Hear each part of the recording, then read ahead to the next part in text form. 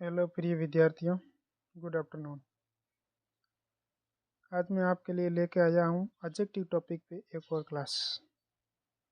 Adjective या आप आज की क्लास को आप डिटरमाइनर की क्लास भी बोल सकते हैं, क्योंकि some, any, must, many, few, a few, the few, little, a little, the little, ये एडजेक्टिव भी होते हैं और डिटरमाइनर भी होते हैं। आपके एग्ज़ाम में इनको डिटरमाइनर नाम से पूछा जाता है। तो आज की क्लास 9, 10th, 11th और 12th क्लास के लिए बहुत ही महत्वपूर्ण साबित होगी। आपके एग्ज़ाम में कोई न कोई एक दो क्वेश्चन पक्के डिटरमाइनर से पूछे जाते हैं। पहला है use of some and any. Some and any, some का प्रयोग किसके साथ में करना है, एनी का प्रयोग किसके साथ में करना है। देखो, सम का अर्थ कोई, कुछ और थोड़ा होता है, जबकि एनी का अर्थ भी कोई, कुछ और थोड़ा होता है। इसका मतलब सम और एनी दोनों का हिंदी में अर्थ तो एक जैसा है, एक समान है, पर दोनों के प्रयोग में फर्क है। लेकिन दोनों का यूज कैसे करना है वह अलग अलग तरीके से होगा। सम का प्रयोग अफर्मेटिव सेंटेंस में है। पहली बात ये याद रखनी है, सम का आप प्रयोग करने जा रहे हो तो सेंटेंस कैसा होना चाहिए, अफर्मेटिव सेंटेंस। अफर्मेटिव मतलब होता है सकारात्मक, तो वाक्य कैसा होना चाहिए, सकारात्मक वाक्य होना चाहिए, अफर्मेटिव सेंटेंस होना चाहिए।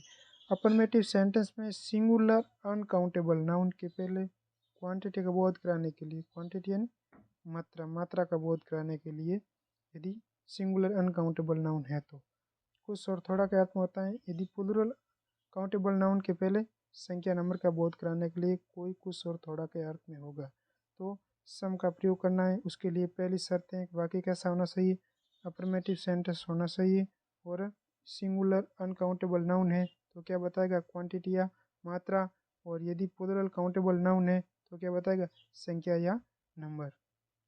आगे इसमें नीचे उदाहरण दिए गए, उदाहरण से देखते हैं। देखो, आई हैव सम मिल्क। इसमें मिल्क है वो नाउन है। कैसी नाउन है, सिंगुलर अनकाउंटेबल नाउन है। इसका मतलब सम क्या बताएगा, क्वांटिटी, मात्रा बताएगा। और वाक्य कैसा है, अफर्मेटिव सेंटेंस है और नाउन है अनकाउंटेबल, इसलिए सम यहाँ पर क्या है, एडजेक्टिव या डिटरमाइनर है। अब देखो दूसरा वाक्य, I have any milk. I have any milk वाक्य कैसा है, अफर्मेटिव सेंटेंस है। अफर्मेटिव सेंटेंस में एनी का यूज नहीं कर सकते हैं, अफर्मेटिव सेंटेंस में एनी का यूज नहीं कर सकते हैं, तो ये वाक्य गलत है, क्योंकि एनी की जगह क्या आना चाहिए था, सम आना चाहिए था। You have some money, you have some money. देखो मनी क्या है, सिंगुलर है, अनकाउंटेबल नाउन है। जितने भी अनकाउंटेबल नाउन होते हैं वो हमेशा सिंगुलर होते हैं, उसका प्लूरल नहीं हो सकता है। और वाक्य कैसा है, अफर्मेटिव है, तो यूज किसका हुआ, मनी से पहले सम, अफर्मेटिव प्लस अनकाउंटेबल नाउन, बिल्कुल वाक्य करेक्ट है। यू हैव एनी मनी ऐसा भी नहीं लिख सकते, मनी के साथ में क्या नहीं आ सकता, एनी नहीं आ सकता। कब, जब वाक्य कैसा हो, अफर्मेटिव। नेगेटिव है तो आ सकता है। आगे, आई हैव सम बुक्स। इसमें बुक्स क्या है, नाउन है। कैसी नाउन है, प्लूरल काउंटेबल नाउन है। प्लूरल काउंटेबल नाउन, जितने भी काउंटेबल नाउन है उनको प्लूरल बनाया जा सकता है। अब वाक्य अफर्मेटिव, अफर्मेटिव वाक्य इस वजह से इसके पहले सम आया है। सम यहाँ क्या है, डिटरमाइनर है, जो बुक्स की संख्या बता रहा है, उसके नंबर बता रहा है। आई हैव एनी मनी नहीं हो सकता, अफर्मेटिव सेंटेंस में एनी का प्रयोग नहीं हो सकता है। आगे, I have, you have some pens, बाकी बिल्कुल सही है। पेन्स प्लूरल काउंटेबल नाउन है और पेन से पहले सम आया है, और वाक्य कैसा है, अफर्मेटिव। अफर्मेटिव वाक्य में सम का यूज होगा, अफर्मेटिव प्लस प्लूरल और countable noun. You have any pens, ऐसे वाक्य नहीं हो सकता, ऐसा वाक्य नहीं हो सकता। क्यों, क्योंकि पेन से, पेन से पहले क्या आया, एनी आया है। इसका मतलब एनी का यूज तभी होगा जब वाक्य कैसा होगा, नेगेटिव होगा। अफर्मेटिव है, अफर्मेटिव में एनी का यूज नहीं कर सकते। सम मिस्टर जाइट वेटिंग फॉर यू, इसमें करेक्ट है, अफर्मेटिव में सम ठीक है, ठीक है। अफर्मेटिव सेंटेंस, इसका मतलब सम लगा सकते हैं। एनी मिस्टर जाइज वेटिंग फॉर यू, इसमें एनी नहीं लगेगा। एनी क्यों नहीं लगेगा, क्योंकि अफर्मेटिव में एनी का प्रयोग नहीं हो सकता। आगे,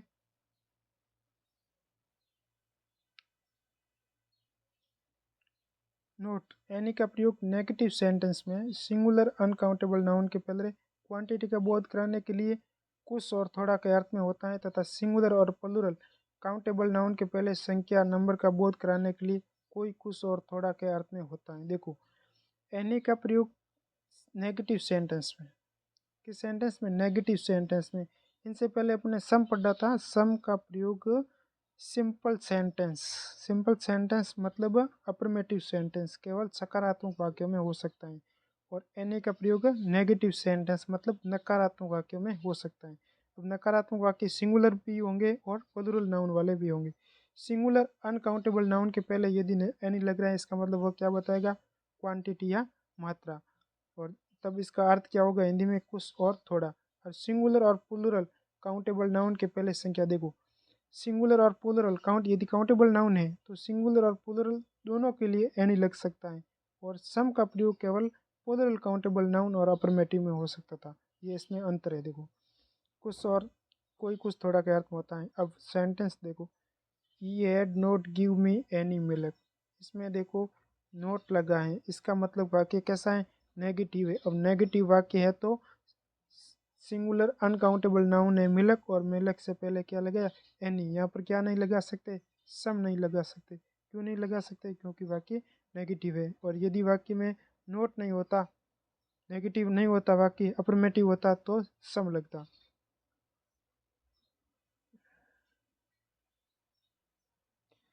there is not any ink in the bottle. Not आया है, नोट है तो एनी आ सकता है। सम नोट के साथ में सम नहीं आ सकता।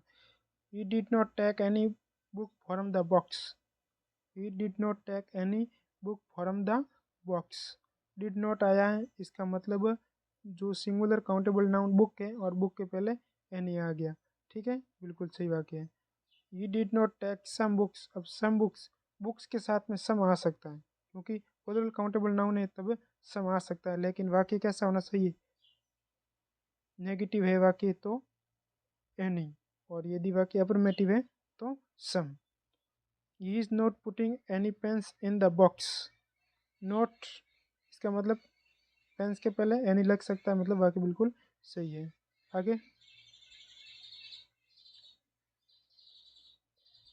She is not putting some pens in the box, वाक्य गलत है। क्यों? क्योंकि नोट आ गया और नोट आ गया तो सम नहीं आ सकता, यहाँ एनी आना सही था। अब अगला रूल, सम और एनी दोनों का प्रयोग इंट्रोगेटिव सेंटेंस में किया जा सकता है। अभी तक अपन ने अफर्मेटिव और नेगेटिव दोनों वाक्यों के बारे में देखा। अफर्मेटिव सेंटेंस है तो इसका मतलब वहाँ पर सम लगाना है, नेगेटिव सेंटेंस है तो एनी आएगा। अब अगला सेंटेंस कौन सा है? Interrogative sentence. इंट्रोगेटिव सेंटेंस मतलब प्रश्नवाचक वाक्य, और प्रश्नवाचक वाक्य है तो सम और एनी दोनों का प्रयोग किया जा सकता है। देखो sentence, will you give me some sugar और will you give me some coffee, have you any money, did you give her any apples. तो यदि ऑफर, रिक्वेस्ट, एडवाइस, सजेशन के सेंस में सम का प्रयोग होगा। ऑफर है, रिक्वेस्ट है, एडवाइस है, सजेशन है, ऐसा हो रहा है तो आप सम लगाओ। लेकिन इंट्रोगेटिव सेंटेंस तो इसमें सम और एनी आप कोई भी लगा सकते हो, इनसे कोई फर्क नहीं पड़ेगा। ठीक है, आगे नेक्स्ट अगला है मस एंड मैनी। मस एंड मैनी ये भी क्या है? डिटरमाइनर है। एडजेक्टिव के रूप में भी होता है इनका प्रयोग और डिटरमाइनर के रूप में भी होता है। Much and many. मस का प्रयोग मात्रा, क्वांटिटी का बोध कराने के लिए बहुत के अर्थ में सिंगुलर अनकाउंटेबल नाउन के पहले होता है। मस, मस का हिंदी में अर्थ क्या होगा? बहुत। बताएगा क्या? मात्रा, क्वांटिटी बताएगा। जो भी जितने भी वर्ड जो मात्रा बताते हैं वो हमेशा अनकाउंटेबल होते हैं। मात्रा मतलब इनको गिन नहीं सकते। तो ये क्या क्या बताएंगे? जैसे वाटर है, मिल्क है, मनी है, टाइम है, ऐसा कुछ बताएगा। ठीक है, जैसे पहला sentence, I did not now how much money he spent on his marriage. I do not now how much money he spent on his marriage. मुझे ये नहीं पता है कि उसने अपनी शादी में कितना धन खर्च किया। इसमें मस है वो डिटरमाइनर है, किस वजह से? मनी से पहले आया। अब मस मनी, मनी क्या है? अनकाउंटेबल है, जिसको गन नहीं सकते। ऐसे नहीं बोल सकते एक धन, दो धन, तीन धन, मनी का मतलब धन या पैसे। तो मनी से पहले मस आएगा, इसका मतलब ये वाक्य बिल्कुल करेक्ट है। ऐसे नहीं लिख सकते I do not now how many money, अब हाउ मैनी मनी नहीं हो सकता, हाउ मैनी रुपीज हो सकता है क्योंकि रुपये का बहुवचन बना। तो मस उसके साथ में होगा जिनका क्या नहीं बनता, बहुवचन नहीं बन सकता, उसके साथ में मस, क्योंकि मस हमेशा कैसा है, अनकाउंटेबल नाउन के पहले इनका प्रयोग होगा। हैव यू मस मनी, मनी है और मनी से पहले मस लगता है, बिल्कुल सही है। हैव यू मैनी मनी ऐसे नहीं हो सकता क्योंकि हैव यू मनी है, मनी से पहले मस आ सकता है, मैनी नहीं आ सकता। मैनी संख्यावाची है, मतलब जो भी काउंटेबल है जिनको गिन सकेंगे उनके पहले मनी, और जिनको नहीं गिन सकेंगे उनसे पहले मस, ये ध्यान रखना है बस। और यदि मस आ रहा है तो इसके बाद में आने वाली जो भी नाउन है वो सिंगुलर होगी और मैनी के बाद में प्लूरल होगी। मैनी, मैनी का प्रयोग संख्या या नंबर का बोध कराने के लिए बहुत के अर्थ में प्लूरल काउंटेबल नाउन के पहले होता है। प्लूरल काउंटेबल नाउन के पहले होता है, मतलब काउंटेबल नाउन होने चाहिए और वह कैसे होना चाहिए, प्लूरल, क्योंकि मैनी का अर्थ क्या होता है, बहुत या अनेक, अनेक है इसका मतलब इसके अर्थ में भी क्या है, बहुवचन है। तो इसके बाद में जितने भी नाउन आएगी वो हमेशा प्लूरल रूप में होनी चाहिए। जैसे ये फ्रेंड्स, मैनी फ्रेंड्स, अनेकों मित्र, मैनी प्रॉब्लम्स। तो जिस जो बहुवचन रूप में है और जिनको गिन सकते हैं बहुवचन रूप में उनके पहले मैनी, और यदि जिसको गिन नहीं सकते हैं अनकाउंटेबल है उसके पहले मस, बस इतना ही इसमें फ़र्क है। देखो मस का प्रयोग केवल नेगेटिव तथा इंट्रोगेटिव सेंटेंस में होता है। मस का प्रयोग केवल नेगेटिव और इंट्रोगेटिव सेंटेंस में होता है। मैनी का प्रयोग अफर्मेटिव, नेगेटिव, इंट्रोगेटिव तीनों सेंटेंस में हो सकता है। इसका मतलब जो अफर्मेटिव सेंटेंस है उसमें क्या नहीं आ सकता, मस नहीं आ सकता। अफर्मेटिव, नेगेटिव, इंट्रोगेटिव तीनों मैनी हर जगह आ सकता है, लेकिन मस है वो अफर्मेटिव नहीं आ सकता है, नेगेटिव और इंट्रोगेटिव सेंटेंस में इसका यूज हो सकता है। आज के लिए इतना ही काफ़ी है, नेक्स्ट क्लास में पढ़ेंगे। Thank you. यदि आपको वीडियो अच्छा लगा हो तो लाइक करना, चैनल सब्सक्राइब करना और वीडियो को अपने दोस्तों तक शेयर करना। Thank you.